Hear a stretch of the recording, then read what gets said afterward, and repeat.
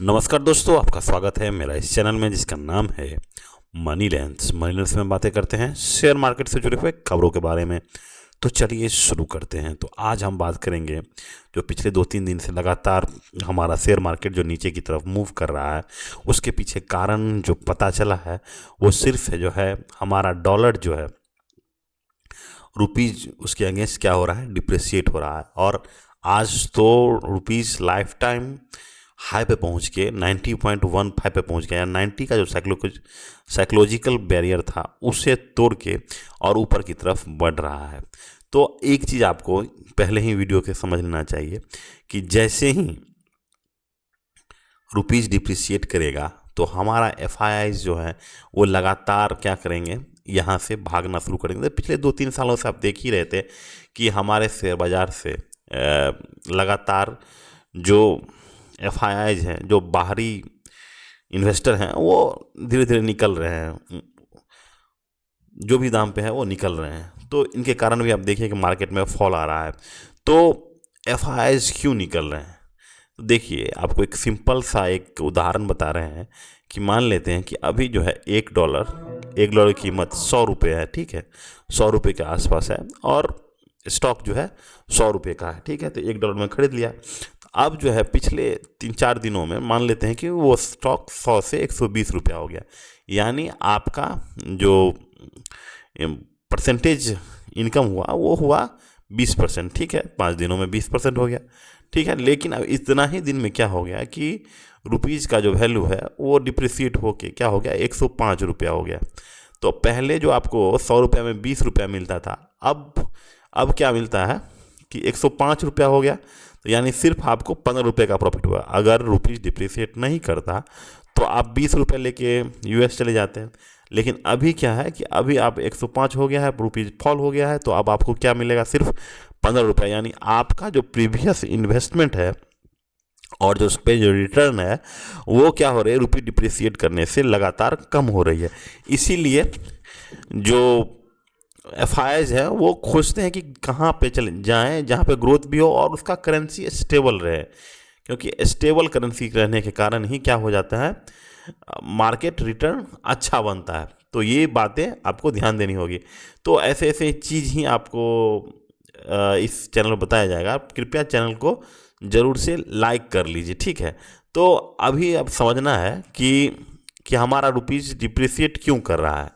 तो उसके पीछे कारण यही है कि पिछला साल या फिर अक्टूबर नवंबर जुलाई से ही 1 जुलाई से जो डोनाल्ड ट्रंप ने टैरिफ लगाया है इंडिया पे, जो 25% का टैरिफ लगाया, तो उससे तो हमारा जो एक्सपोर्ट है पहले उबर ही नहीं पा रहा था। लेकिन अब जो है उसको और 25% जो रशियन ऑयल खरीदने के लिए पेनल्टी लगा, वो बढ़ के हो गया हमारा 50% का टैरिफ। 50% का टैरिफ लगने के बाद आपका जो एक्सपोर्ट है, यानी इंडिया का जो एक्सपोर्ट है, यूएस में क्या हो जाएगा, बहुत ही कम हो जाएगा। तो जैसे ही एक्सपोर्ट कम हुआ यहाँ से, क्योंकि 50% सामान का दाम बढ़ गया, तो अगर 50% सामान का दाम बढ़ गया तो एक्सपोर्ट कम हो गया। एक्सपोर्ट कम होने से क्या हो रहा है कि हमारे देश में डॉलर कम आ रहे हैं।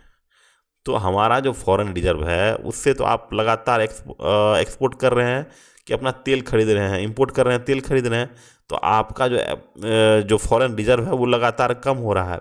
और वहीं आप जो वो फॉरेन रिजर्व है उसमें आपको एक्स्ट्रा डॉलर नहीं आ पा रहे हैं, क्योंकि एक्सपोर्ट आप कर नहीं पा रहे हैं, क्योंकि 50% टैरिफ है। तो इसके कारण क्या हो रहा है कि डॉलर कम हो रहा है। तो डॉलर हमारे देश में कम हो रहा है। तो क्या हो रहा है, रुपीज़ लगातार डिप्रिसिएट हो रहा है, क्योंकि डॉलर के विरुद्ध जो है हमारा डॉलर के विरुद्ध रुपीज़ के विरुद्ध जो डॉलर है उतना होना चाहिए, उससे थोड़ा भी कम होता है कि रुपीज़ क्या होने लगता है, सेक करने लगता है, और रुपीज़ धीरे धीरे क्या करना है, ऊपर की तरफ मूव करना, क्योंकि हमारे पास डॉलर ही नहीं है। डॉलर कम रहने से रुपीज़ क्या करता है, वो डिप्रिसिएट करना शुरू हो जाता है। सबसे बड़ी बात वही है। और दूसरी बात यही है कि जैसे ही रुपीज़ थोड़ा सा फ्लक्चुएट करेगा तो लोग जो है स्टेबल रिटर्न की तरफ भागते हैं। तो आप देखिएगा कि जैसे ही रुपये डिप्रिसिएट करेगा तो आप देखिएगा कि गोल्ड का प्राइस और गोल्ड का इंपोर्ट लगातार बढ़ता चला जाएगा। गोल्ड का, सिल्वर का जो स्टेबल है, बिटकॉइन का हर किसी का जो है, देखिए यहाँ पे देखिए गोल्ड का भी प्राइस लगातार बढ़ रहा है। तो जैसे जैसे ही अगर गोल्ड जैसे जैसे ही रुपीज़ का डिप्रिसिएशन होगा तो क्या होगा, गोल्ड का प्राइस बढ़ेगा, सिल्वर का प्राइस बढ़ेगा। तो ये चीज़ें आपको समझ लेनी है, ठीक है। और एफआई का एक और तरीका से यहाँ बाहर जाना चाह रही है, क्योंकि इंडिया में जो है जो कैपिटल गेन टैक्स है, और शॉर्ट टर्म कैपिटल गेन्स और long term capital gains, India जो है बाहरी जो एफआईआईज हैं उस पे लगाते हैं। इसके कारण भी एफआईआईज आना बंद कर दिए हैं, जिससे आप देखिए मार्केट में एक वोलाटिलिटी है, और जो अच्छे अच्छे स्टॉक्स हैं उसमें निवेशक नहीं आ रहे हैं। तो एक चीज़ आपको ये भी समझ लेनी है कि हमारा जो रुपये डिप्रिसिएट कर रहा है, तो ऐसा बोला जाता है कि हमारा जो एक्सपोर्ट है वो मजबूत हो रहा है, ठीक है। एक्सपोर्ट मजबूत हो रहा है यानी जो है हम एक्सपोर्ट ज़्यादा से ज़्यादा कर रहे हैं, ठीक है। लेकिन उसमें क्या है, हमारा एक्सपोर्ट क्या है, आईटी सेक्टर है हमारा, क्या है, आईटी सेक्टर, फार्मा और टेक्सटाइल है। तो आईटी सेक्टर में ऐसे ही ग्रोथ नहीं है, जैसे कि आप देख रहे होंगे कि एआई के आने के बाद हमारा एक्सपोर्ट वैसे ही कम। तो एक तरह से समझिए कि इंडिया एक लूप में फंसता चला जा रहा है, कि जहां ये एक्सपोर्ट कर भी नहीं रहा है और रुपये लगातार डिप्रिसिएट करते जा रहा है। तो आने वाले समय में देखिए आरबीआई क्या करेगा। आरबीआई पिछले कुछ सालों में देखा होगा कि 85 पे जाके रोका हुआ था रुपीज़ को। उसके लिए क्या कर रहा था, अपना जो फॉरेन रिजर्व में जितने डॉलर थे उसको बेच रहा था। तो फॉरेन रिजर्व से जितना डॉलर बेच रहा था, उससे क्या होगा कि डॉलर जो है बाज़ार में बढ़ गया, और उससे क्या, डॉलर बाज़ार में बढ़ गया, डॉलर का मांग क्या हो जाएगा, कम हो जाएगा, जिससे क्या हो, डॉलर का प्राइस लगातार कम हो जाएगा। लेकिन अब जो है हमारे पास जो रिजर्व है डॉलर का, वो लगातार कम होते जा रहा है। इसीलिए आरबीआई ने भी अब खुला छोड़ दिया है कि भाई जितना गिरना है एक बार गिर जाओ, उसके बाद हम देखते हैं। तो हमारे स्टॉक पे अब यही असर पड़ेगा कि कोई भी स्टॉक जो है एक तरफा रैली अब आना मुश्किल है, ठीक है। जब और थोड़े दिन में, जैसे कि अब देखिए पुतिन आ रहे हैं, कल से दिल्ली में विजिट है, ठीक है। पुतिन के साथ ट्रेड डील होगी, पुतिन के साथ बातें होंगी। अगर रसिया से अगर ऐसा ट्रेड डील कर लेता है जो कि यूएस को पसंद आ गया, और यूएस को पसंद होगा, और रसिया और यूक्रेन का वार रुक गया, तो सोच लीजिए कि हमारा जो रुपीज़ है फिर से मजबूत होना शुरू हो जाएगा। जैसे ही इंडिया और यूएस का ट्रेड डील भी एक बार साइन होने लगा, क्योंकि रसिया के बाद जो है इंडिया, हो सकता है कि इंडिया और यूएस के ट्रेड डील पे बात हो। अगर वहाँ ट्रेड डील फाइनल हो गया तो समझ लीजिए तो फिर से रुपीज़ लगातार मजबूत होता चला जाएगा, ठीक है।